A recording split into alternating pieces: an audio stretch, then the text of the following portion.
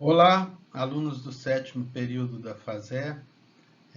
Nesta etapa, iniciaremos o estudo de algumas arboviroses e seu controle, no nosso curso de Saúde Coletiva e Epidemiologia 2. Antes de começarmos, peguem papel e uma caneta, porque teremos aqui um caso clínico para resolver inicialmente e ao final nós discutiremos, ok? Pode dar um pause e pegar seu papel e caneta. Nós iniciaremos neste primeiro capítulo das arboviroses com uma discussão principalmente de dengue, mas também alguns aspectos de Zika e chikungunya. O principal vetor dessas três arboviroses no Brasil é o Aedes aegypti. O Aedes aegypti é um vetor peridomiciliar, então ele se reproduz em torno do município. A fêmea voa pequenas distâncias para obter sangue, fazer seu repasto sanguíneo. Então, em geral, a contaminação vai se dar pela reprodução do vetor no peridomicílio. Pequenas coleções de água, caixa d'água, água acumulada em vasos de planta, vasilhas de animais, ralos, gavetinhas de geladeira e por aí vai. Sempre pequenas coleções de água no peridomicílio. A fêmea detecta com muita facilidade a presença humana e áreas descobertas da nossa pele para fazer então seu repasto. Ela coloca os ovos nessas coleções de água, mesmo que elas sequem, pode haver sobrevivência dos ovos, e logo que esses ovos tenham contato com água, eles vão eclodir. Então, o combate ao vetor é a principal forma que nós temos hoje de fazermos profilaxia dessas três arboviroses. Infelizmente, este vetor se reinstalou no país a partir principalmente da década de 80, em que ele se disseminou, e nós não temos conseguido o seu controle, infelizmente.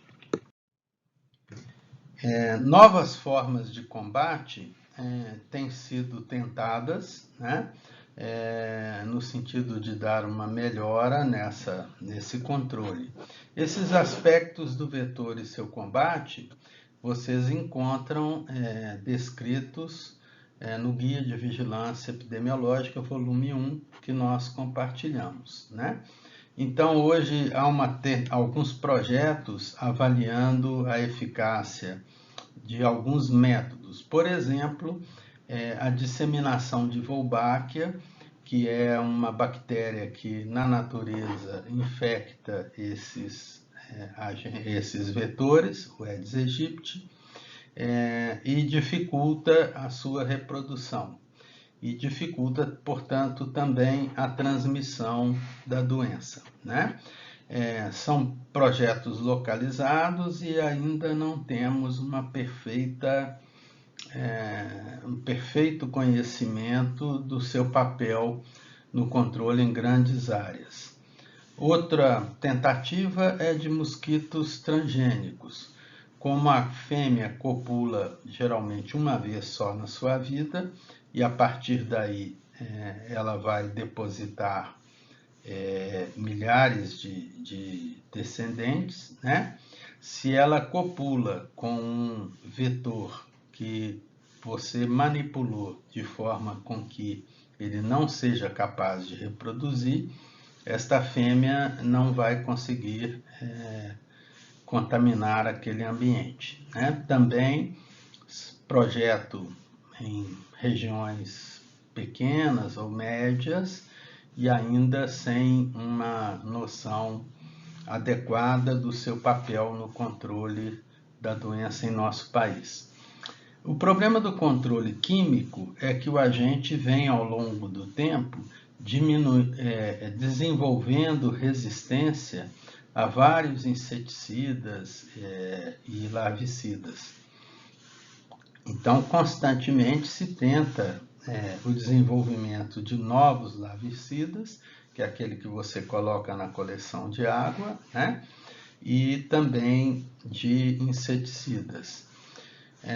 Mas esse é um caminho que nós vimos complicado, porque você vai desenvolvendo novos agentes químicos e com algum tempo esses vetores vão desenvolvendo resistência a esses agentes. Algumas condutas localizadas podem diminuir a transmissão. Uma delas é a colocação de telas impregnadas de inseticida. Isso é utilizado com sucesso em algumas regiões, desde que o vetor não esteja reproduzindo dentro da residência, evidentemente. Nós temos alguma experiência de, por exemplo, proteger as gestantes da zika através desse telamento, né? E uma outra medida que, quando possível, paralisa o Aedes aegypti, evita a sua ação, é o ar-condicionado. Tem um trabalho publicado pelo CDC de uma comunidade na fronteira do México e Estados Unidos, que do lado americano as lojas e casas eram teladas e usavam ar-condicionado. E do lado mexicano as lojas eram abertas e não se utilizava tanto o ar-condicionado. Então, comparando a incidência nesses dois locais e dando uma equilibrada em outros fatores, os autores desse experimento chegaram à conclusão que o telamento e o uso de ar-condicionado diminui a transmissão de dengue, né? Claro que isso de forma disseminada no país, o uso disso não é muito possível, mas às vezes para controles de alguns focos, né, proteção de gestantes e pessoas de risco, pode ser adequado. O uso de repelentes é um assunto um pouco polêmico, porque nós que vivemos constantemente em região endêmica, não é prático você usar repelente 24 horas por dia, todos os dias da sua vida. A gente nem tem estudos a longo prazo de consequências disso, né? Mas os repelentes podem ser uma boa alternativa quando você mora numa região não endêmica e está visitando uma região endêmica. A Sociedade Brasileira de Dermatologia publicou esse resumo, vocês podem pesquisar no Google, né? Repelente, Sociedade Brasileira de Pediatria, ou depois pausar e ampliar aqui, em que ela mostra as diversas classes de repelentes, aqueles que podem ou não ser utilizados em gestantes, em criança, e a duração da proteção. Repelente deve ser aplicado apenas nas regiões expostas do corpo, não deve ser aplicado sobre as vestimentas, e reaplicado quando o seu tempo de proteção, que é variável de produto para produto, se esgota, né? Então, este é um excelente guia do uso de repelentes que vocês podem ter com vocês, salvo no celular e tal, e numa necessidade de orientar alguém, fazê-lo adequadamente, prescrevendo a forma adequada de repelente para aquela pessoa e orientando adequadamente o tempo de aplicação. Bom, antes de entrarmos um pouco em dengue, vamos resolver esse caso clínico. Veja bem, você tenta Proteção primária. Como que eu posso fazer prevenção primária? Combatendo o vetor. Nós não vamos comentar aqui a única vacina dengue licenciada, né, que já existe, que é eficaz em pessoas que já foram anteriormente infectadas pelo vírus dengue. Então, a principal ação dessa vacina é evitar formas graves, né, naquela população vacinada. Mas nós não vamos aqui contemplar essa discussão, porque essa vacina não está disponível no Sistema Único de Saúde, né? Para mais informações, vocês podem se comunicar comigo, que eu disponibilizo para vocês.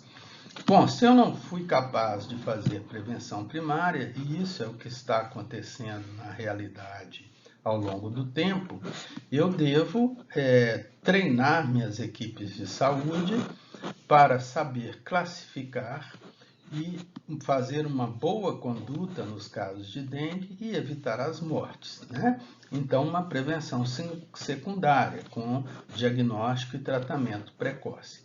Então, eu trouxe para vocês aqui um caso clínico e eu vou pedir que vocês façam pausas, anotem as respostas de vocês, para que nós possamos discutir ao final da apresentação, né? Então, aqui trata-se de uma paciente de 22 anos, portanto, uma idade em que dengue, em geral, não causa muitas mortes no nosso país, uma paciente sem comorbidade, que reside no município de Vespasiano. Em janeiro de 2019, então, ela procura a unidade de saúde apresentando febre alta, cefaleia intensa e uma dor muscular generalizada. Então, a nossa primeira pergunta é: quais seriam suas hipóteses diagnósticas nessa situação, né? E, diante dessas hipóteses diagnósticas, qual seria a sua conduta? Muito bem, o médico então examina essa paciente e ele faz um diagnóstico clínico de dengue. Ele se convence de que esse é um caso suspeito de dengue, né? E aí eu pergunto que conduta vocês teriam nesse estágio da doença em que essa paciente se encontra.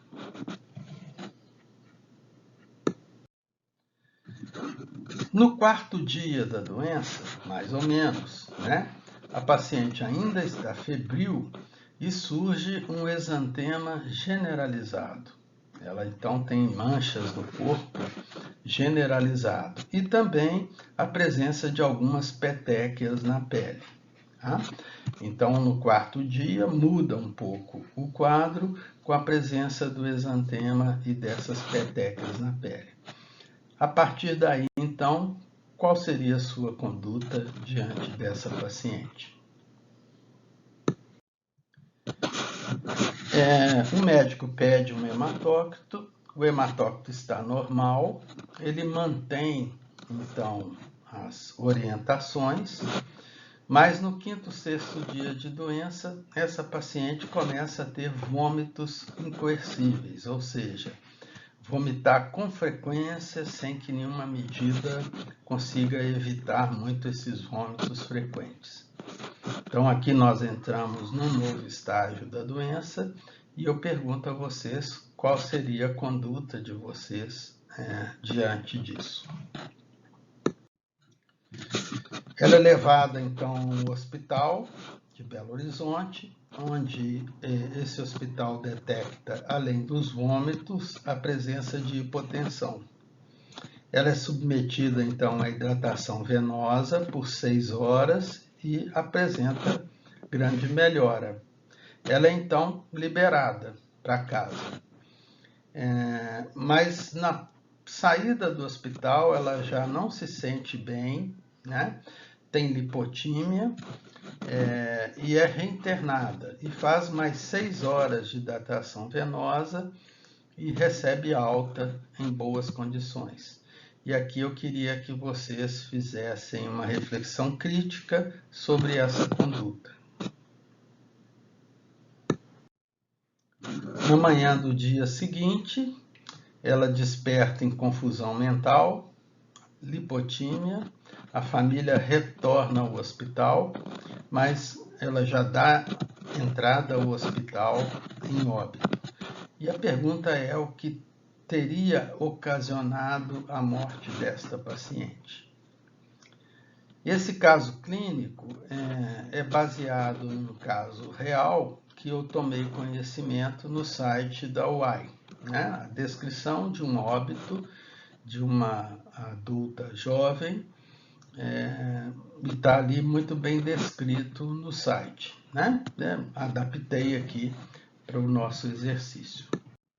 Então vamos lá falar um pouquinho de dengue. Tá? Em relação ao diagnóstico diferencial, dengue é muito traiçoeiro porque muitas vezes traz sintomas inespecíficos. É claro que num local onde está havendo uma epidemia e alguém apresenta febre, dor de cabeça, mal-estar, você pensa em dengue, né? Duas doenças que fazem esse diagnóstico diferencial são duas outras arboviroses, Zika e chikungunya. Zika é causada por um flavivírus, portanto, muito próximo ao vírus dengue, né? Enquanto a chikungunya não, ela é um vírus mais aparentado com o vírus da rubéola. Então, é um vírus de uma categoria diferente. Este aqui é um artigo do professor Carlos Brito. O professor Brito é professor de clínica médica da Universidade Federal de Pernambuco. E as aulas mais fantásticas que eu assisti sobre dengue, diagnóstico clínico, condução, né, são do professor Brito. E ele colabora também nos manuais do Ministério da Saúde. O que a gente chega à conclusão é que é praticamente impossível esse diagnóstico diferencial de certeza. Zika é uma doença, na sua forma aguda, mais benigna. E, às vezes, ele já se apresenta com exantema no primeiro dia de doença.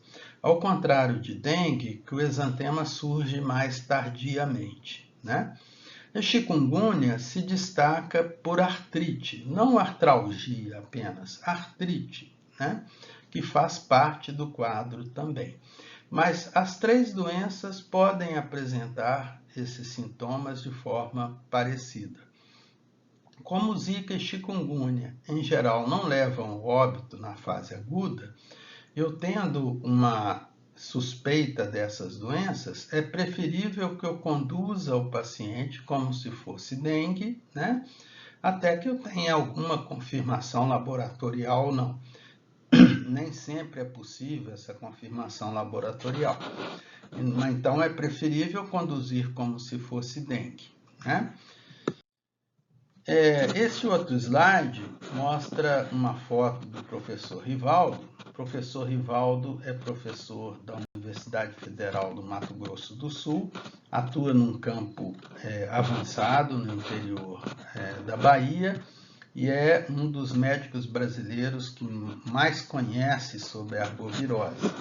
O professor Rivaldo, inclusive, é um dos autores de um excelente livro sobre dengue, talvez o melhor que exista, que foi publicado pela Fundação Oswaldo Cruz.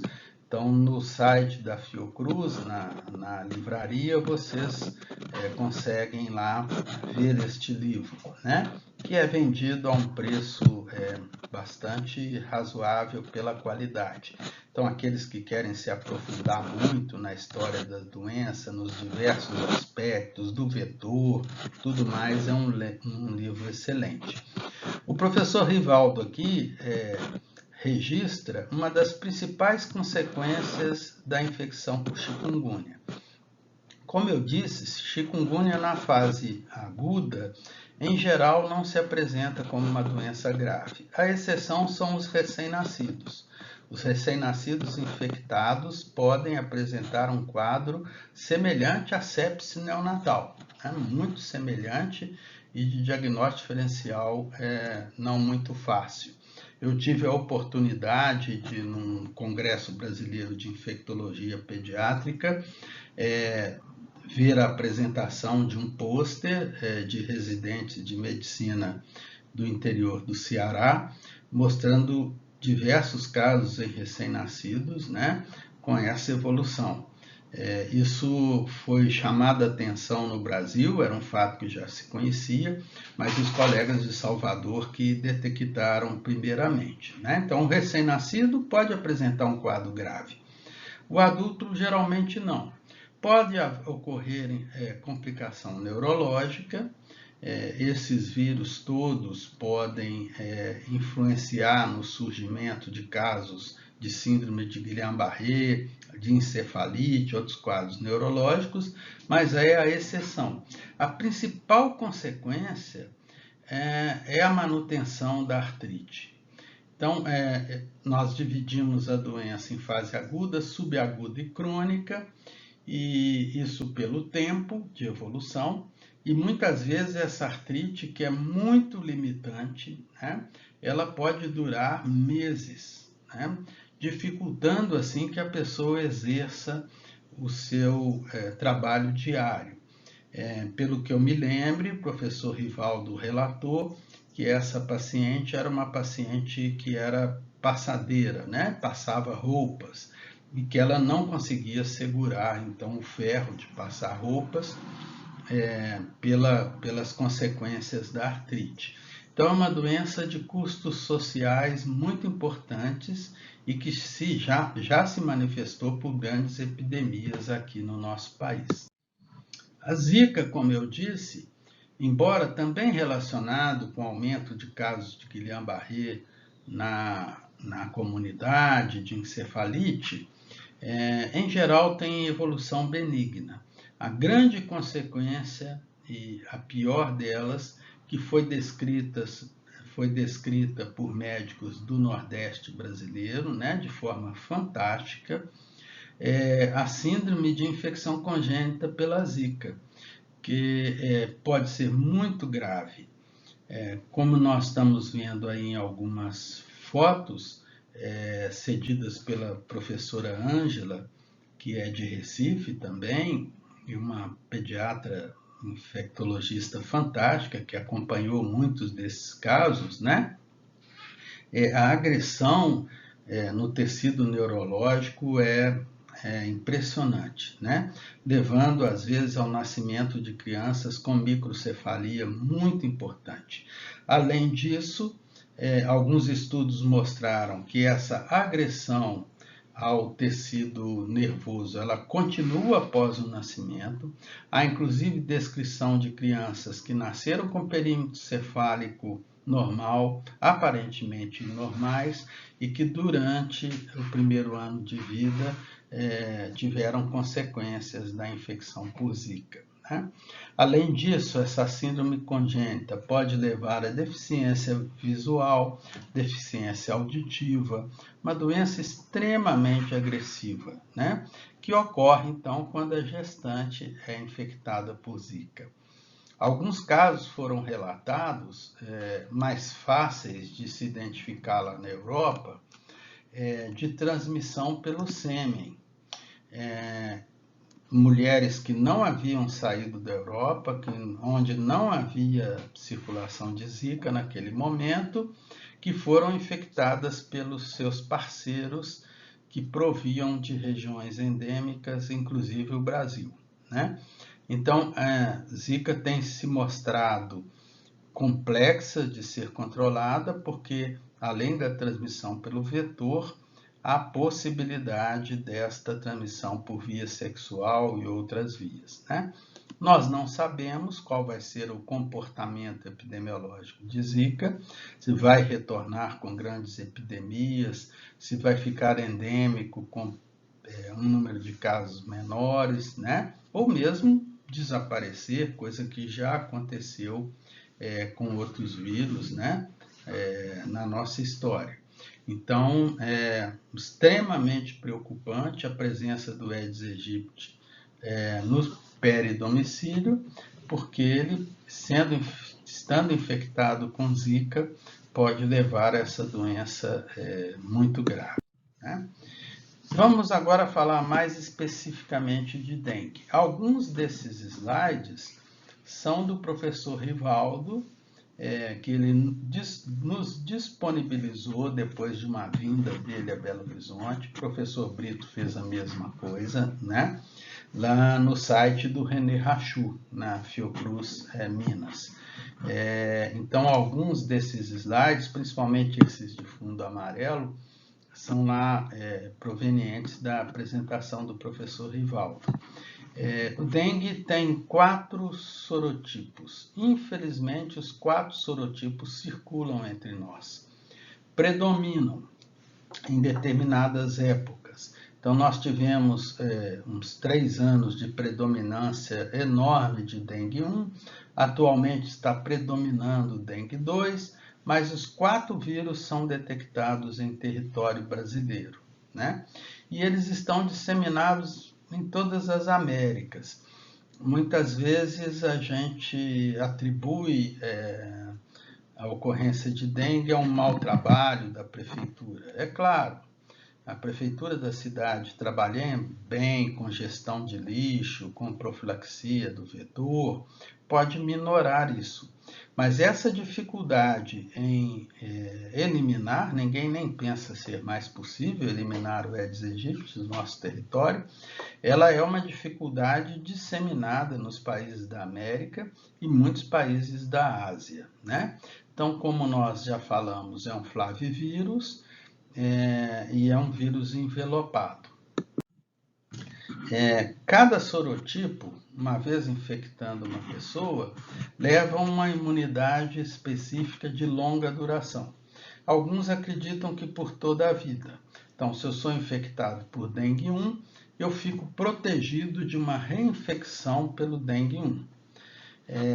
E durante alguns meses, isso aí pode variar, até mais de 6 meses, eu coloquei aí mais ou menos 3 meses para ser conservador, né?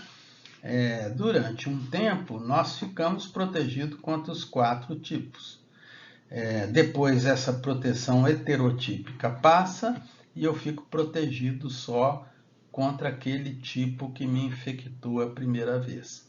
E os casos graves vão acontecer quando o paciente for reinfectado por um outro tipo de vírus, por um outro sorotipo do vírus dengue. Então, por exemplo, tive uma infecção por dengue 1, me recuperei bem, passado algum tempo eu tenho uma reinfecção pelo tipo 2 e aí faço uma forma grave de dengue. Então, não existe um sorotipo de dengue que seja mais grave, que leve a casos mais graves. É essa reinfecção que leva aos casos mais graves. Eventualmente, há a circulação de uma subpopulação desses sorotipos, de algum complexo, que é mais agressivo. Mas o maior risco, então, é a reinfecção. E se dengue está circulando no país de forma intensa desde o final de 1980, né? Então essa reinfecção aqui no nosso país, infelizmente, ocorre com muita frequência, daí resultando os casos graves e os casos de óbito do dengue, né? Então, mais importante do que a virulência daquele sorotipo, né, que está infectando naquele momento, é o fato de você já ter sido infectado anteriormente e ter uma reinfecção. Por esse quadro da Organização Pan-Americana de Saúde, mostrando os casos nas Américas ano a ano, nós percebemos que, ao longo do tempo, não estamos obtendo controle dessa doença com as armas que nós temos, infelizmente, né? Se vocês subdividirem em períodos de 10 anos, vocês vão ver que de 10 em 10 anos a quantidade de casos de dengue nas Américas duplica. E o principal fornecedor de casos para esse gráfico é o Brasil, muito em decorrência, claro, da sua população. A Colômbia também ela contribui com muitos casos, mas a doença está disseminada na América Latina de uma forma muito importante. Então, são anos e anos, esse gráfico aí pega desde 99, mas poderia ir antes, né? Em que a doença vai se apresentando e só aumentando, cada vez as epidemias atingindo picos maiores, né? Infelizmente, mostrando a nossa incapacidade no controle. Minas Gerais não tem ficado fora dessa situação, infelizmente. Nós tivemos já alguns anos com mais de 400 mil casos prováveis de dengue notificados no estado, né? Claro que muitos casos não são notificados, ou porque não é feito o diagnóstico de suspeita, ou porque não é notificado mesmo. Então, só Minas Gerais, aí, em 2016, 517 mil casos, 2019, 480 mil. Minas Gerais sozinha tem mais casos notificados de dengue que a maioria dos países do mundo, né? Então, nós vivemos numa região em que é muito grave a situação aí de dengue. Um trabalho feito aqui no Brasil, em 6 capitais, mostrou que a situação, infelizmente, é muito pior. Esse trabalho foi conduzido junto a um experimento de vacina, em que você fazia um grupo de vacinados, um grupo de não vacinados, e quando um dos grupos apresentava febre, você tentava o diagnóstico de dengue, né? E o que se viu? No período desse estudo, se detectou, no Brasil, por exemplo, mais de 15 vezes mais casos do que havia sido notificado naquele mesmo período pela notificação tradicional. Então, nós poderíamos falar sem exagero, né? Documentado por esse artigo, que se eu multiplicar nossos casos prováveis por 15, eu vou ter mais ou menos a noção de quantas pessoas são acometidas por dengue em cada epidemia. Lembrando que a doença pode ser assintomática, pode ser pouco sintomática, né? Ou cursar com evoluções pouco comuns. Eu já tive a oportunidade, por exemplo, de avaliar uma criança a pedido de um hospital internado com um quadro de hepatite. Hepatite viral, simples. Simples no sentido de não ser acometido de outros sintomas. Um quadro típico de hepatite viral em que haviam sido esgotados todas as possibilidades diagnósticas de hepatite A, B, C, me pediram uma consulta e nós vimos que era um caso de hepatite por vírus dengue, né? Já vi casos neurológicos, são descritos na literatura casos pulmonares. Então, dengue pode cursar com uma diversidade muito grande de apresentação clínica, embora o quadro clínico que mais constantemente leva ao óbito, ele já é mais específico da doença, como a gente vai ver. Esse gráfico, então, mostra essa variedade de vírus dengue infectando o nosso país, que deixa a nossa população com grande risco de apresentar formas graves. No último ano, 2019, predominou então dengue 2. Os dados de 2020 também mostram um predomínio de dengue 2 no país, embora isso possa variar em algumas regiões. Então, há regiões ainda predomina dengue 1, tem circulação de dengue 4 e 3 no país nesse momento. Bom, nós temos, nós médicos, um dos melhores manuais de conduta de dengue do mundo, né? Que nos dá um instrumental diagnóstico para que eu possa avaliar um caso de dengue e evitar mortes. Então, durante uma epidemia, pouca coisa eu posso fazer. Eu não vou conseguir muito diminuir a população de Aedes aegypti. Aqueles famosos fumacês que são jogados na rua, aquilo muito polêmico, né? Porque o Aedes aegypti não fica sentadinho lá na janela, igual uma namoradeira, esperando o fumacê passar. Ele está debaixo da mesa, está atrás do guarda-roupa, está debaixo da mesinha do computador. Então, muitas vezes aquele fumacê não consegue reduzir já a população alada do vetor. Então, diante de uma epidemia, o que é que nós podemos fazer?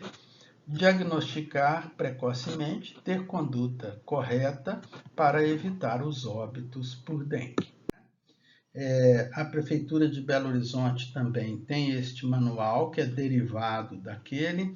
Muito interessante, porque quando a Prefeitura faz isso, pega o manual do Ministério da Saúde e o adapta para as suas condições de assistência, falando, esse tipo essa categoria de caso, você conduz aí na unidade básica de saúde. Essa outra categoria você vai enviar para a UPA.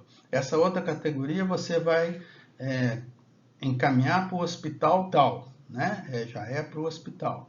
Então, é uma adaptação, né, do manual de conduta do Ministério da Saúde para a realidade de Belo Horizonte, e é muito interessante também, né? Um manual muito bom. A primeira coisa para atender um caso de dengue que você tem que estar muito firme é quais são os chamados sinais de alarme. Esses sinais me mostram que a doença está tendo uma evolução grave. Tá? Então, isso é muito importante.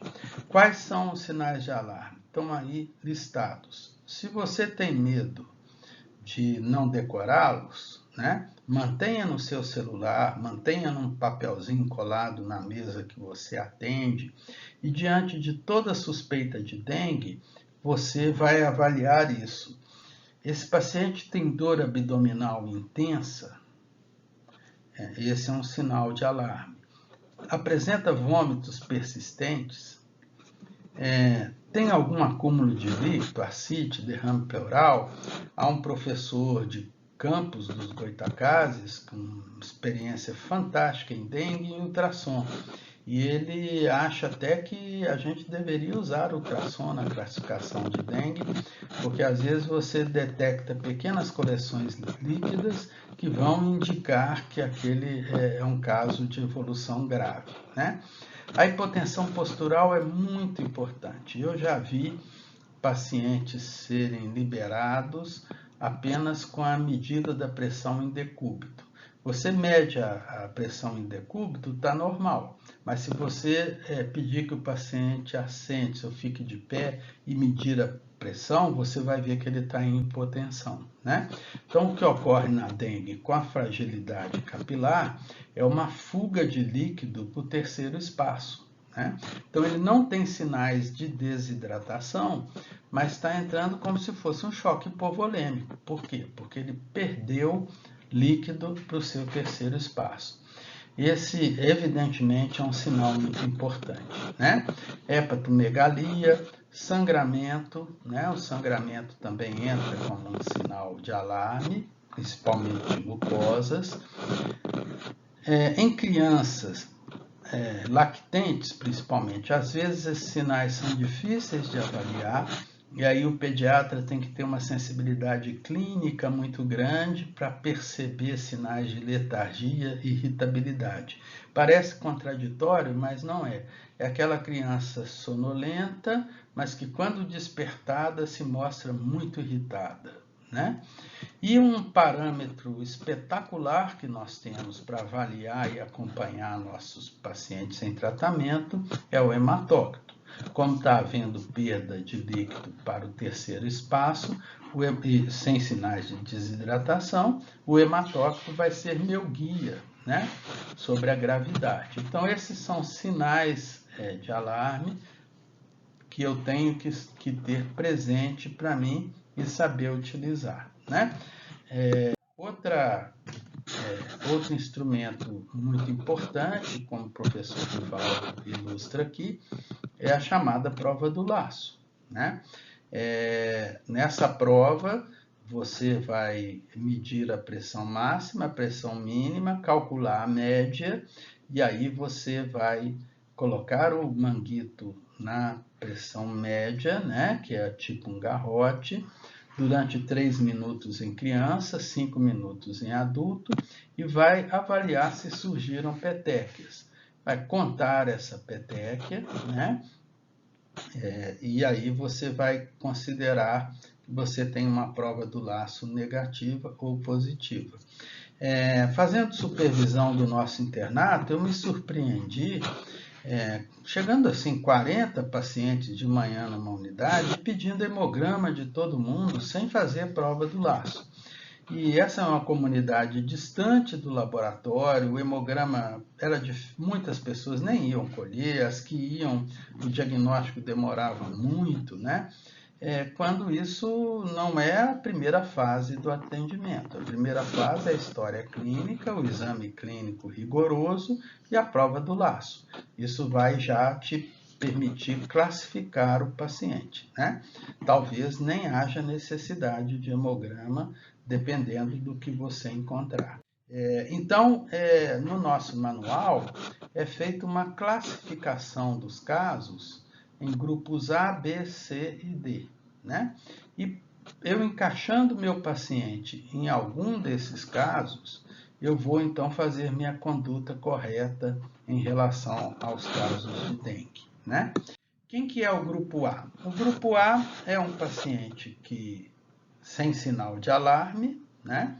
Não tem nenhum daqueles sinais de alarme, com um quadro clínico sugestivo, não tem sangramento espontâneo, tem uma prova do laço negativa, né? E não é uma pessoa de risco especial. As pessoas de risco especial, idosos, hipertensos, diabéticos, você já coloca como grupo B. Aqui no grupo A, então, paciente rígido, está apresentando um quadro agudo, não tem sinal de alarme, prova do laço negativo, sem sangramento, né? Esse paciente vai ser conduzido em ambulatório, com hidratação oral, antitérmicos, e aí lembrar que nós não usamos ácido acetil salicílico em casos de dengue, né? Nós temos outras opções de antitérmico, e a hidratação é muito importante. Só que um erro que comumente nós cometemos é dizer assim, toma muito líquido. Não é assim. O manual ele traz para nós os parâmetros de hidratação. Qual a quantidade de líquido eu tenho que recomendar para aquele paciente para que ele se mantenha hidratado, né? Então eu vou orientar, você vai tomar tanto de líquido de 1 em 1 hora, né? Talvez o mais importante que eu tenha para dizer para vocês é sobre essa orientação do paciente para retornar caso a febre acabe ou apresente algum sinal de alarme, né? E a marcação de um retorno lá para o 5º dia. Mesmo que o paciente ache que está indo tudo bem. Isso, então, é que vai nos garantir detectar a evolução para uma forma grave, né? Os casos de dengue podem ir mudando de patamar. Ao contrário do que muitos colegas pensam, aqui a confirmação laboratorial não é importante, ela não deve influenciar na conduta. E nós vamos entender conversando um pouquinho sobre os exames laboratoriais que temos. Bom, eu disse a vocês, então, que aquele paciente que tem comorbidade ou é idoso, né, ele já entra nesse grupo B. Qual é a diferença desse grupo B? Ou ele tem essas condições, ou apresentou uma prova do laço positivo. Também não tem sinal de alarme, também não tem sangramento, que é um sinal de alarme, né? Esses pacientes vão, então, ser submetidos ao hematócrito. Eu costumo brincar comparando o grupo B a um purgatório. Na verdade, o paciente não vai ficar classificado como grupo B. Se o seu hematócrito estiver normal, ele vai ser conduzido como grupo A. Se o hematócrito estiver alterado, aí ele passa a ser um grupo C, né? Então, esses pacientes vão depender do hematócrito para sua conduta. Infelizmente, muitos colegas prestam mais atenção na quantidade de plaquetas do que propriamente no hematócrito. Claro que a plaquetopenia, ela indica que está havendo permeabilidade vascular, mas o que define conduta é o hematócrito, né? Então, ele é essencial para que nós conduzíssemos. Uma medida que talvez fosse muito fácil era a unidade de saúde ter aqueles aparelhinhos que medem o hematócrito, né? Você pega uma gotinha de sangue, põe numa centrífuga e o leitor e lê o hematócrito. O hematócrito, então, vai ser muito importante para nossa definição. Falando no laboratório específico, muitas vezes nós não temos muito recurso. Por quê? O isolamento viral é complexo. Dependeria de você manter o material colhido a temperaturas muito baixas. Então, na prática, ele não é muito adequado. Serve para vigilância epidemiológica, algumas situações. O NS1, que são esses testes rápidos de NS1, ele tem muita especificidade. Então, ele é positivo precocemente, nos primeiros 5 dias de doença, e se ele dá positivo, é praticamente confirmatório de dengue. O problema é que ele tem baixa sensibilidade. Sendo o maior dos otimistas, eu diria que a sensibilidade é de 60%. Ou seja, de cada 10 pacientes com dengue, 4 vão dar negativo na prova rápida do NS1.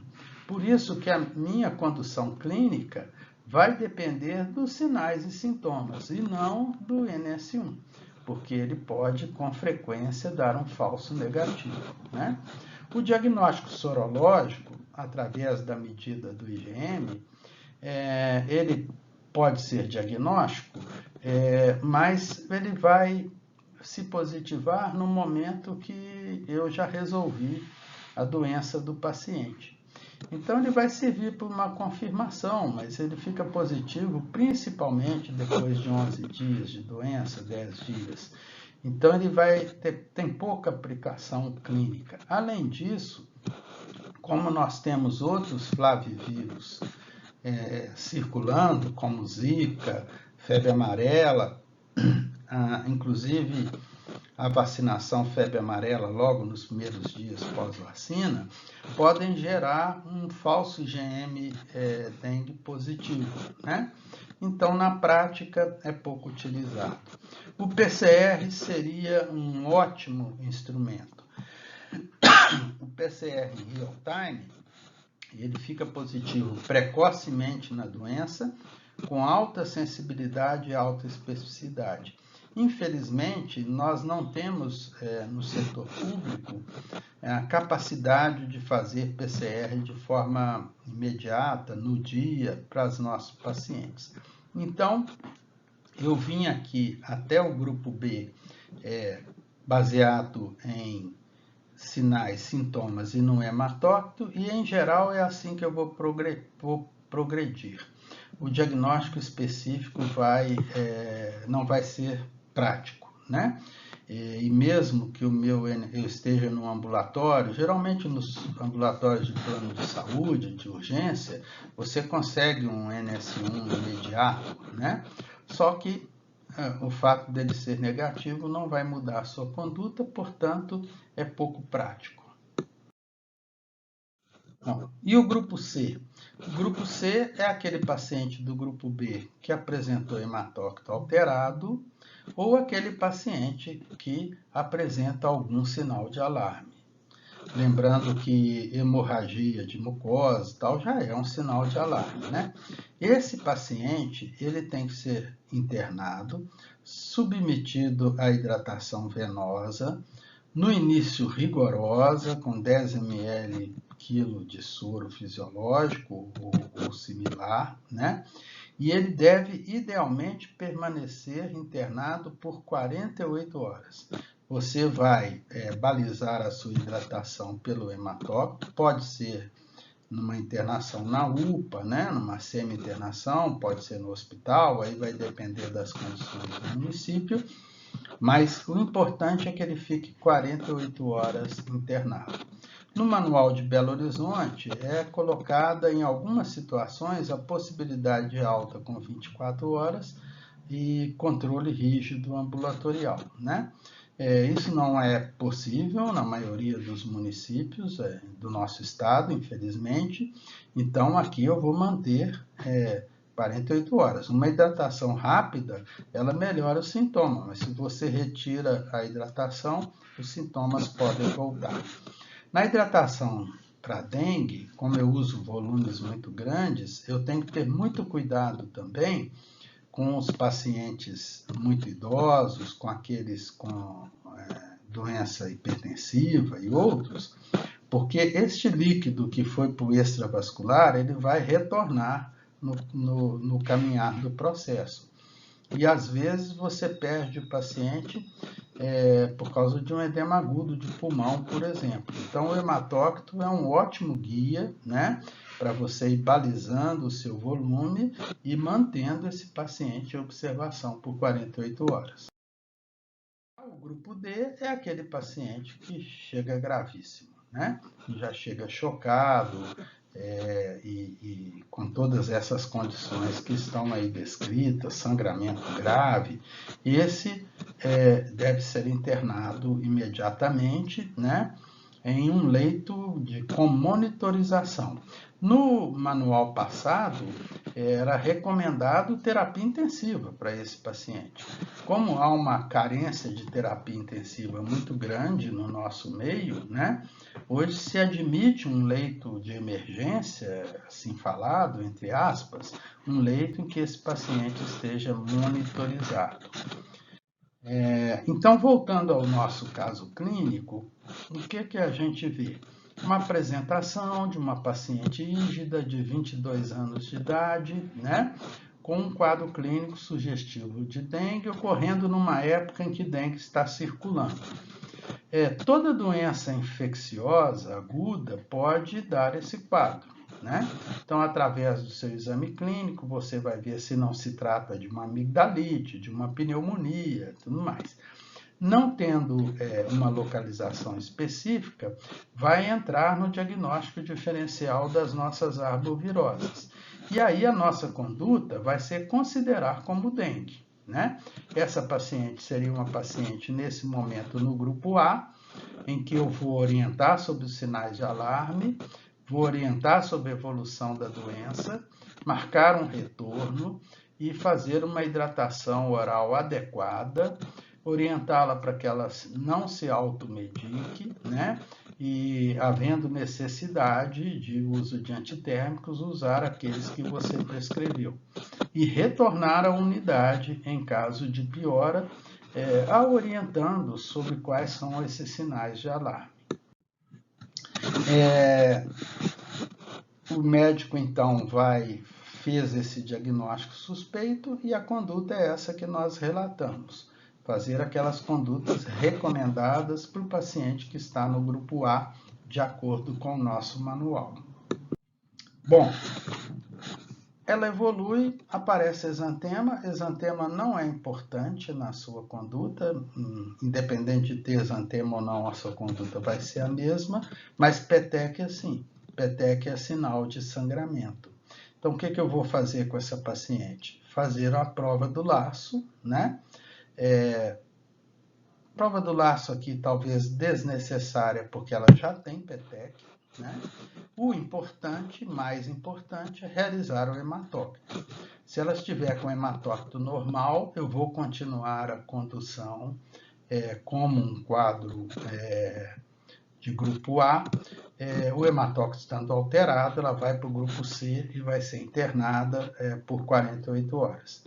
Aqui realmente seria dispensado até a prova do laço, porque vocês veem que além das petecas, tem equimose mesmo na pele, né? Esta mancha roxa mostrando sangramento. Então aqui o hematócrito vai ser definidor, né?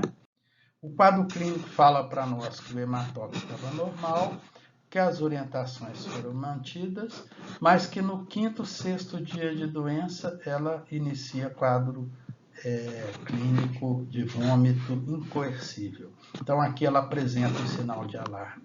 Sinal de alarme, grupo C, internação por 48 horas, hidratação venosa, ela cai naquela situação, né? Depois ela apresenta hipotensão, né?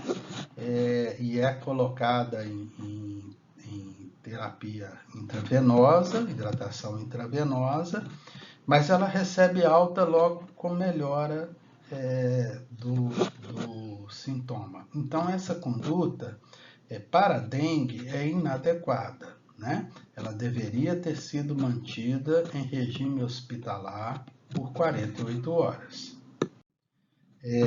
Na manhã seguinte, então, ela já desperta com confusão mental, lipotímia, e aí já entra em óbito no hospital. Então, eu perdi aquela oportunidade do dia anterior de mantê-la internada por 48 horas e evitar esse óbito. Pergunta aí o que ocasionou a morte. Você fala, dengue? Tá, mas dengue numa pessoa de 22 anos de idade? Bom, já foram publicados 2 trabalhos no Brasil em que você investigou os óbitos de dengue tentando determinar por que evoluiu mal, né? E a conclusão desses estudos é, até para certa surpresa, que os pacientes falecem não por falta de recursos terapêuticos, falta de leitos, nada disso. Os pacientes vão a óbito porque o serviço de saúde não foi capaz de classificá-los adequadamente de acordo com a rotina colocada aí no nosso manual de condução de casos de dengue, né? Então, eu diria assim, que o óbito foi causado por dengue, mas o que determinou o óbito também, né, foi a nossa incapacidade de classificar o quadro adequadamente e tomar as medidas adequadas para aquele paciente. Então, durante uma epidemia, é muito importante, não só durante a epidemia, que a doença entre nós é endêmica, né, que os profissionais de saúde estejam capacitados a essa classificação. Como eu disse para vocês, eu tomei conhecimento de um caso de óbito lá no site da UAI e desenvolvi esse quadro clínico modificado, tá? Não vamos considerar aqui um quadro clínico verdadeiro, mas de acordo com a nossa experiência, é um quadro clínico que frequentemente ocorre. Quais as 2 situações que mais levam ao óbito em dengue? Primeiro, atender o paciente do grupo A e liberá-lo sem orientações, sem retorno, sem medidas corretas, né? Então, ele é grupo A naquele momento, depois ele se agrava na sua residência e acaba, às vezes, chegando em estado gravíssimo na unidade, indo a óbito. A outra questão que leva muito a óbito é exatamente você não observar o período de 48 horas de internação nos pacientes do grupo C, né? Então, é um quadro clínico aí fictício, né? Mas que ilustra muito bem os problemas que nós nos deparamos com dengue. Bom, hoje era essa nossa atividade. o exercício, então, esse que nós fizemos durante a apresentação. Para a próxima semana, vocês, além de reverem dengue no manual, vão ao guia de vigilância e ler sobre febre amarela, né? E nós faremos uma apresentação e eu deixarei mais exercícios com vocês para febre amarela, dengue, chikungunya e zika, como talvez a última atividade de exercício durante o nosso semestre, né? Peço a vocês que confiram lá o nosso cronograma original, o nosso cronograma modificado, né? E vocês vão ver que ele foi modificado principalmente em relação a avaliações. Nós até aqui estamos cumprindo adequadamente tudo aquilo que nós tínhamos planejado, né? É claro que estar distante de vocês, não estar convivendo com vocês, é para mim uma tristeza muito grande.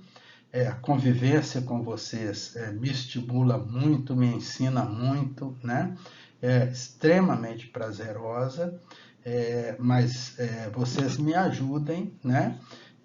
A apontar alguma questão que nós podemos ainda resgatar aqui do nosso curso à distância, que na minha avaliação, desde que você tenha aí feito todos os exercícios, visto a discussão, lido os textos, né? Do ponto de vista de conteúdo, nós não tivemos perda, né? Meu e-mail está aí para vocês enviarem suas dúvidas, tá? E a gente, então, está sempre à disposição. Um grande abraço a todos e vamos, então, estudar a febre amarela para a próxima aula. Um abraço.